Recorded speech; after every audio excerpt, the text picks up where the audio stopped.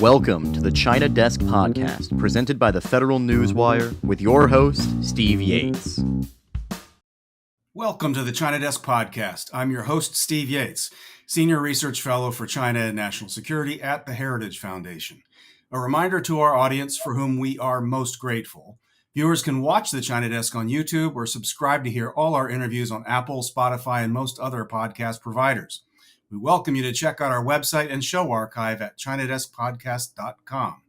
My guest today is Rod Martin, founder and CEO of Martin Capital and the Rod Martin Report.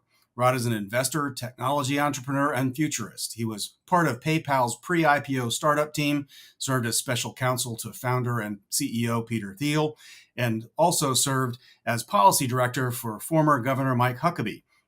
He's active in a variety of charitable and education endeavors, including service on the board of directors for the Center for Security Policy, on the board of advisors for Liberty University School of Business, and co-founder of the Conservative Baptist Network. He's also chairman of the Martin Foundation and the Institute for American Future. Well, Rod, that's quite the background ride, and I'm very, very happy to welcome you to the China Desk. Let's jump in. Great to be here. Thank you. Yeah, well, as I forewarned in our pre-show, we like to invite our guests to share a little bit about who they are before we get into how they think. One of my fun trick questions that frequent audience members will know is, when you were in third grade and teacher said, "What did you want to do when you grew up?" Did you say, "I want to be on the pre-IPO team for PayPal"? I definitely did not. I wouldn't have imagined such a thing, but it just worked out that way. And I actually went to law school. I was policy director for Governor Huckabee, as you mentioned. That was my first job out of law school. And then shortly after that, got a call from Peter Thiel, and he's a friend, and we have mutual friends and so forth. And I ended up going to work for him. And that was just phenomenal. He's an amazing guy. The team was an amazing team. Obviously, there was something in the water. Everybody in Silicon Valley comes from PayPal at this point. And since then, I've been leading Martin Capital, also served on the executive committee of the Southern Baptist Convention. And we're extremely committed to getting the truth out through the Rod Martin Report at rodmartin.org. Well, I've been a follower of those messages, and so I've really, really looked forward to today's conversation to get into some of the meat of it that I think would be of great interest to China Desk audience members. But before we do that, going into that tech startup, that ecosystem, maybe share a little bit about what a day in the life was like in that kind of work before you sort of moved on to some of these policy issues and people start thinking about PayPal while you're just sort of managing transactions online. I mean, it was revolutionary in its own way. Talk a little bit about what that experience was like and how it sort of laid a foundation for what you do now. Well, it was revolutionary. There was nothing like it in the world. There were some things that were attempting to be what it became. And once we got into the field, we drew quite a bit of competition, including from companies like AOL back at its height, and Citibank, and Wells Fargo, and others. My goodness, Wells Fargo's been transmitting money since the Pony Express. So, obviously a bunch of 20-somethings weren't going to get anywhere, but we did. And it was very successful. 0 to 25 million customers in 2.5 years, completely changed the internet in just countless ways. And of course, we're doing this largely during the tech bust. So our IPO was the first technology pure play IPO coming out of the tech bust. And then we had a really good exit with eBay in October of 2002. So yes, it's a very formative experience for everybody involved. Well, sort of as a preview of where my thoughts evolved over looking at China and how the world interacts with China, the role that technology and finance and business plays in all of that, a little bit tied into this. I mean, really, through the tech boom in the 90s, we believed that technology was moving and communications were moving so fast, and through this new web of interconnectedness, that would be overwhelming to the authoritarians of the world. This was like the new phase of libertarianism in a way, the final frontier of freedom going out there. And there are a lot of hopes and dreams vested on that. And looking at dealing with China, a lot of bets were made that if we just unleash a bit of this internet technology, globalization, and kind of the business integration of all of this, that we might grow our way out of our problems, and that technology would itself be liberating. Without putting words in your mouth or filling too many blanks in before we get deeper into the China conversation, did you have sort of a similar impression coming up through those times that this is the force that technology and information might have on the world, to include China, back in those heady days? Well, it is those things to a degree, but of course, it's all operated by humans, and humans are fallen. As a Christian, my belief is that men are sinners, and we have a sin nature, and we tend toward corruption, absent the regenerating work of Jesus Christ. And so it isn't surprising to me that our technology would get used against us, because that's just the whole history of the world. But it doesn't change the fact that it is, in fact, liberating. There are children in West Africa who, when I was a kid, were starving, and now they're getting college educations on an iPhone that's powered by a solar battery, and they're getting their internet through Starlink. And I mean, these things are just incredible. So I think in general, the trend line is up, but we're going to have to fight the battle again and again and again. And we've seen that here in the United States. We were moving very rapidly, in my view, into a very soft totalitarianism. If Elon Musk had not purchased Twitter exactly when he did, I'm not sure we could have had anything you would recognize as a free election in 2024. But he restored freedom of speech and pushed all these other social media firms to move in the right direction too. I think we have to all take personal responsibility for the things we're able to do to advance liberty. And liberty is essential precisely because we're sinners. You must not let any one person or small group of people amass so much power that they can use it to dominate the rest. That is the genius of the American system. Well, I really like that framing. And I think it's a really, really important reminder of the duality of the power of information and technology to do great good. And if we're not constantly gardening to make sure that it is doing good and address the fallibility of mankind, then we fall into a sense of darkness. And I also believe that if free speech hadn't been protected in America, and technology stopped from that total control, it would have been lost everywhere, not just in America. Yes. America was the last great hope on that. So completely agree. So need to get back into the how this applies to the China experiment. And I think it does directly apply to the China experiment. But I want to first move along your journey of you're doing this amazing tech work. You're getting involved in the America project, so to speak, more broadly.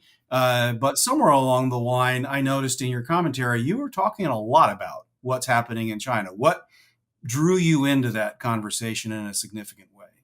I've been fascinated with China since high school. I had a teacher who had a Fulbright scholarship to go over there and do some enrichment in the People's Republic in the mid 80s. And she came back and put me on a special research project. I ended up taking Mandarin in college, and it's always been a bit of a passion. And of course, the sadness of the whole thing is the degree to which the United States was complicit in letting Mao take power in the first place. Chiang Kai-shek was not a perfect man, but he was a Christian, actually, which is just amazing. The top leadership of the Republic of China was not only moving rapidly toward the West, but was actually itself Christian.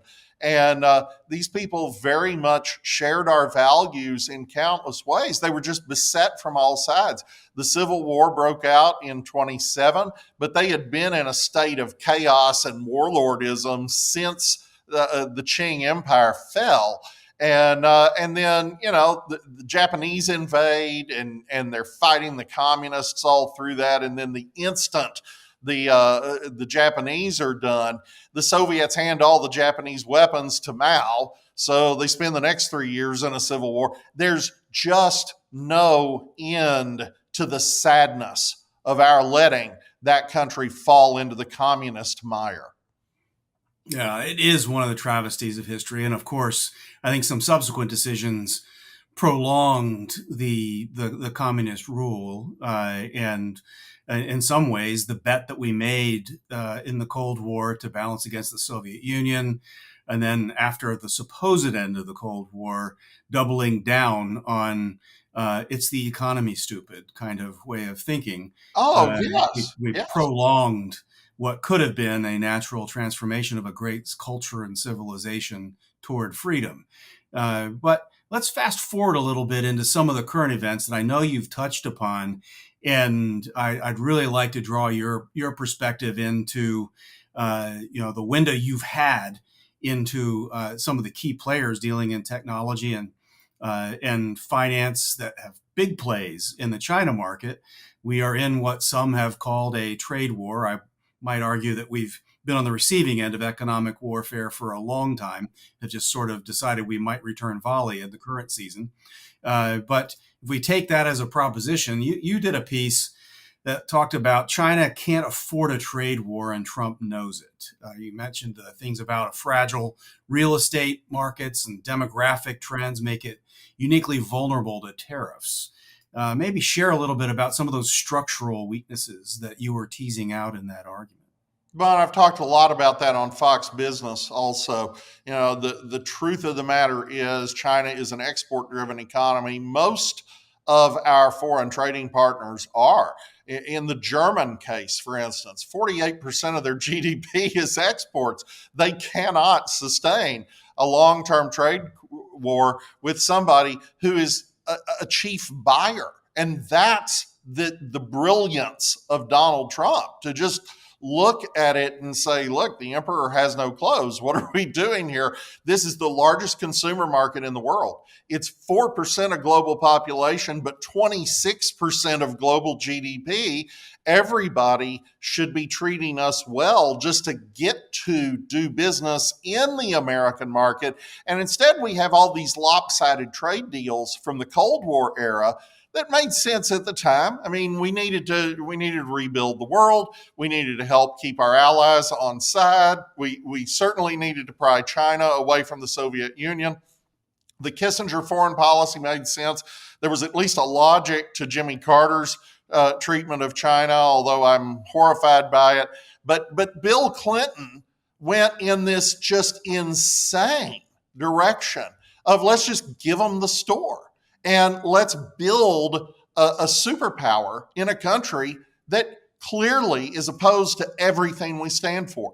And the hope, of course, was, and we heard unendingly, that this would bring about liberalization in China. But no, we just made totalitarians rich.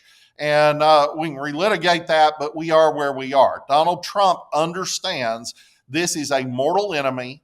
It's one of the few countries in the world that could actually follow through on saying routinely they want to nuke American cities, which is just unthinkable. Can you imagine if an American leader said such a thing?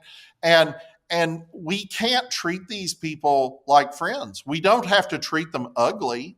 We certainly want to have a good trading relationship with them, but we do not wish to empower them. And that is the great lesson of Reagan. Reagan worked out the deal with the Saudis that ended up collapsing the price of oil and starving the Soviet Union of hard currency. And that was a key component of winning the Cold War.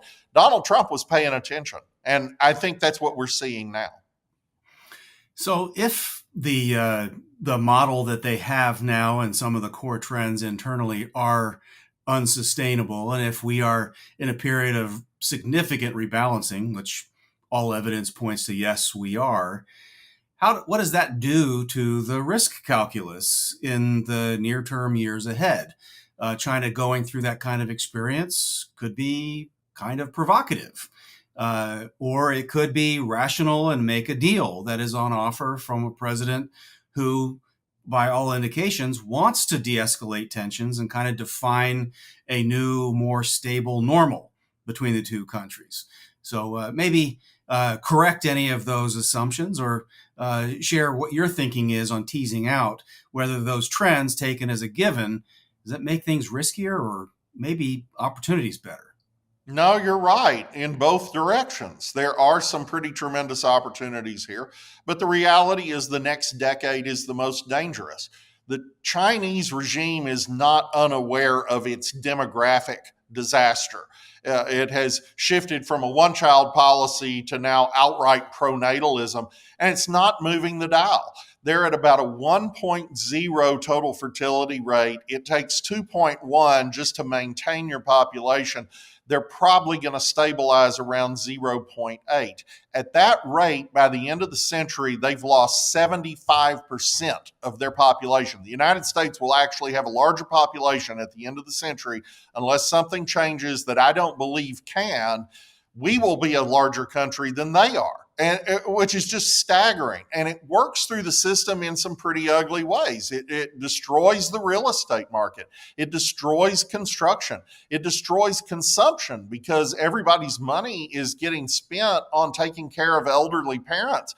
And there aren't enough young people to do it. They've overcounted their population by about 100 million right now, and 100% of that 100 million is in the working class, or in the working age cohort. So they're really in a bind. And there are opportunities for us to be beneficial to them, but only on terms that make it safe for us to do so. We can't have this global competition over basically military supremacy. That's got to stop. So Trump is decoupling for that purpose. He's decoupling in part so that, we can bring pharmaceuticals home and other things that we really have to do here, like rare earths. But the aim isn't to not trade with China.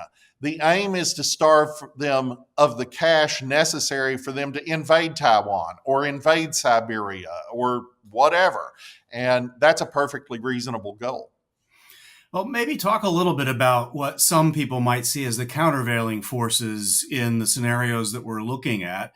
Obviously, demographics are what they are, but they have been blessed to be on the receiving end of a shower of technology transfer and financial transfer over multiple decades. Arguably was the fuel that launched them ahead in military modernization, technology advantages, and for better and I would argue worse, much of the world choosing to make China the manufacturing platform for seemingly all of humanity. And so how do some of those advantages help Beijing maybe insulate against the pressure to make a deal with a President Trump or try to stave off decoupling? In the long run, they really have a problem they can't solve. And, I feel bad for them, actually. It is a self-inflicted wound. Mitigation, however, is very possible. Robotics is a big part of that solution. We're already seeing that in places like Japan that have already faced this demographic cliff. Japan is doing wonders with technology-based agriculture, with basically self-driving tractors that are better at farming than a human would be. That's important because otherwise their farms would just go empty. They don't have people to farm anymore. So they're driving that technology. That can help China. We're seeing deployment of robotics in Shenzhen and other places that are really quite staggering because those things don't take a break. They don't go on strike. They don't take vacations. And so there's a lot of benefit that can come from that. The problem is they also don't buy cars. and they don't buy condominiums. And so there's a limit to the utility. You can increase productivity, you can't increase consumption. So it actually doubles down on the problem. China becomes even more dependent on exports. And so the danger in this next decade, especially, is very real. So, do you see any signs of the Chinese leadership moderating any of what it is saying or doing to try to steer in the direction of maybe backing off of the wolf warrior ethos and this somewhat nationalist first kind of approach from a Communist Party point of view that's kind of dominated coverage over the last decade? Do you see any bending of that arc in the interactions so far? Yes, very much so. I mean, they're not going to say it. Xi Jinping has done everything in his power to cast himself as the man who will stand up to America. And he just can't back down from that verbally. He won't be president forever. And there have been some intriguing signs of possibility of his rule being challenged a bit over there in the last few months. But regardless, at some point, a new leadership is likely to be in a position, probably casting it as Xi being, off base and out of line with party doctrine, and we're charting this more authentic Maoist Leninist course that won't be. And I think there is that possibility. We do have to get over this next decade's hump. But as a practical matter, they just agreed to Donald Trump's trade deal. And okay, they're still holding out on military grade rare earths. That's probably foolish. That's just making sure that we do develop them. And you saw the deal today with Apple and MP Materials. The Pentagon's putting an investment in that. I have mixed emotions about that, but I understand what they're trying to do is about a 15% stake in the company. Not loving that, but I appreciate them focusing on rare earths refining and mining here in the United States. That's long overdue. And so you start seeing some trends that decouple, but the most telling thing is the deal they agreed to, which maintains 55% tariffs on Chinese goods coming into the United States versus just 10% on U.S. goods going into China. That's just a surrender. And they're bowing to reality here. It may make sense for them to invade somebody, but short of deciding that, which I suspect could be avoided, short of deciding that, they've got to do business, and they have to do business with us. There's no avoiding it. And Donald Trump is also doing a great job of ringing them in with these deals, such as with Vietnam and now with Indonesia, where we're going to hit those countries with huge tariffs in the event of Chinese transshipment. So they can't really get around it. And now we're talking about secondary tariffs or secondary sanctions because of Russia continuing its war. Now, I'm a free trader, so I have mixed emotions about all of this. Mm-hmm. But if we can use tariffs to bring about a more level playing field and accomplish some things on a national security basis that must be accomplished, I think it's an overwhelming net positive, at least in the near term. What I don't want to end up with is a situation like we had in the 70s, where because of trade barriers, American automobiles came to just be terrible, and the whole economy is stifled through industrial policy. That we must avoid. Yeah, well, I'm all for free trade when it promotes freedom. Right. I don't want free trade that invests and empowers in attacks on freedom. And I think that was the very slow sobriety checkpoint we passed at somewhere along the way in the China bet. And maybe not everyone's on board, but an awful lot of America and a lot of the rest of the world at some point clicked in that, it's one thing to have unfettered exchange of goods and services, but when they start to get stolen and they start to get invested in advanced weaponry that's now encroaching on our sovereignty, this is not freedom That is, No, not at all. And in fact, they're doing exactly what Lenin told us they would do. We're selling them the rope with which they hang us. yeah, And we adopted this somewhat honestly libertarian fantasy that everyone is equally and entirely motivated by the bottom line. And that's simply not true. The Ayatollah is motivated by the bottom line, but that's not his dominant motivation. Xi Jinping's primary motivation is not the bottom line. And honestly, neither is anybody else's. Obviously, the economy can be used as a tool to advance freedom in countless ways. And that's certainly what we did at PayPal. I mean, I said we went from 0 to 25 million customers in 2.5 years. What I didn't say was we facilitated the creation of 2 million small businesses in that same 2.5 years, which is freedom for all those people. We can use the market to achieve that, but our enemies are going to view it as a battle space, not a marketplace. And they are going to use capitalism against itself wherever they can. That's where American power becomes essential to level the playing field and to keep things in check. Yeah, well, let's pivot a little bit into what you see as some of the principles and guardrails for where we ought to be going as we look at interactions with China going forward.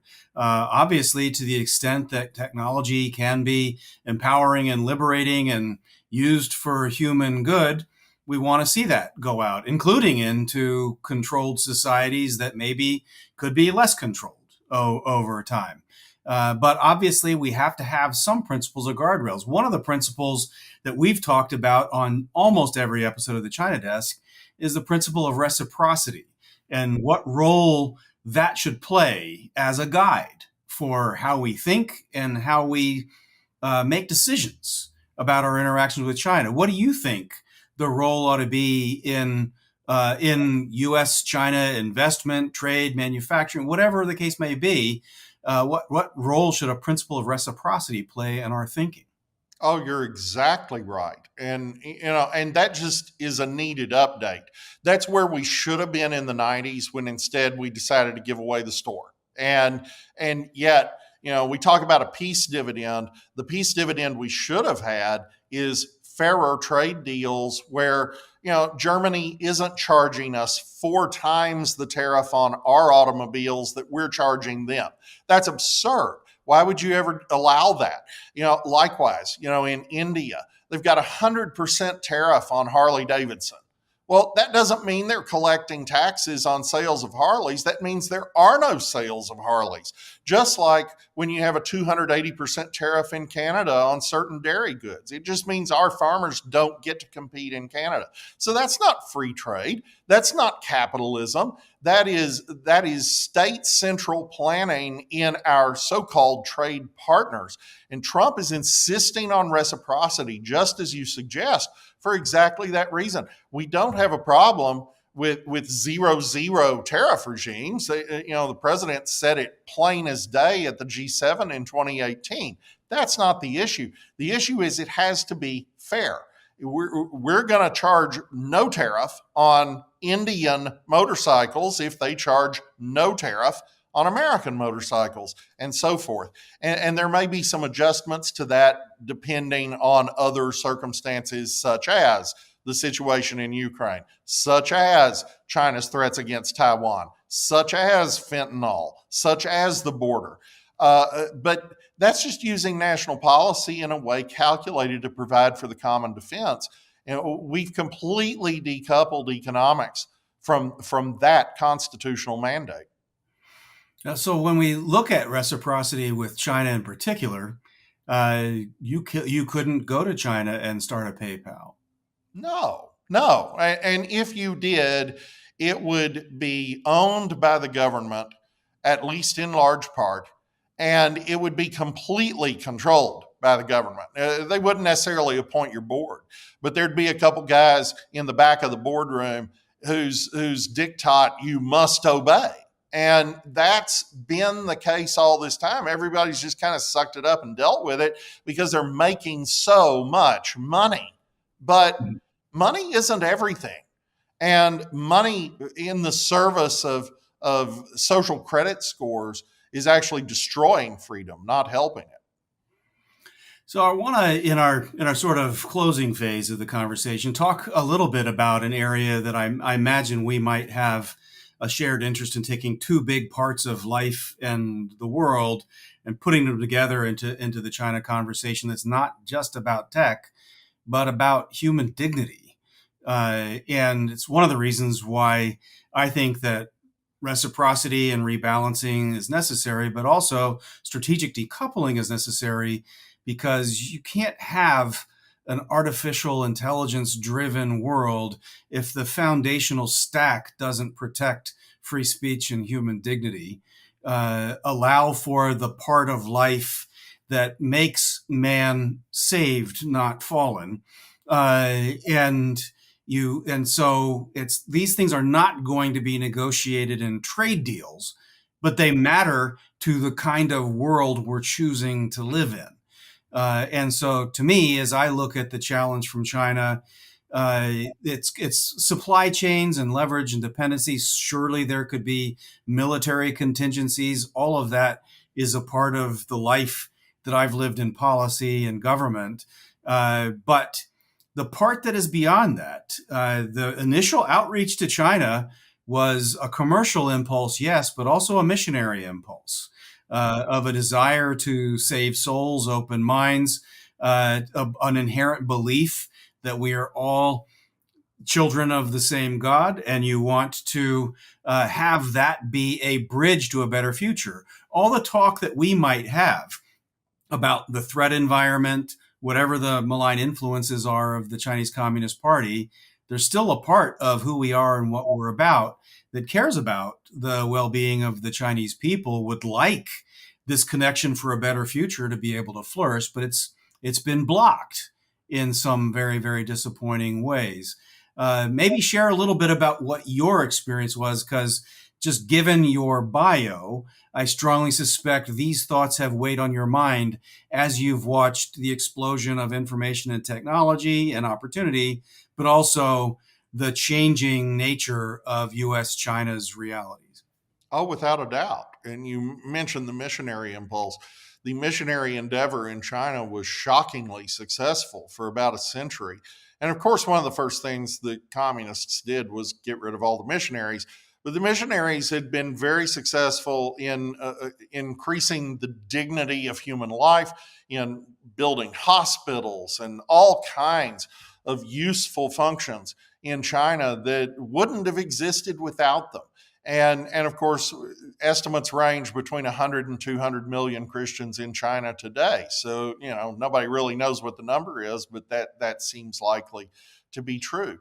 We believe necessarily that China, the Chinese people, are under the thumb of a totalitarian overlord, and that has to cease. Now, we're not going to go nuke them. We're not going to go in and do regime change like it's 20 years ago. That's not the point.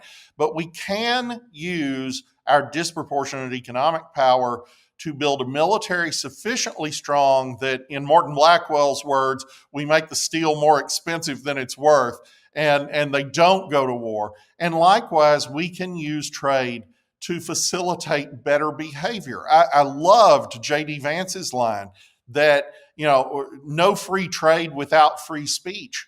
And, that was aimed at our European allies, who have diminished basic human liberty far, far more than I think most Americans appreciate.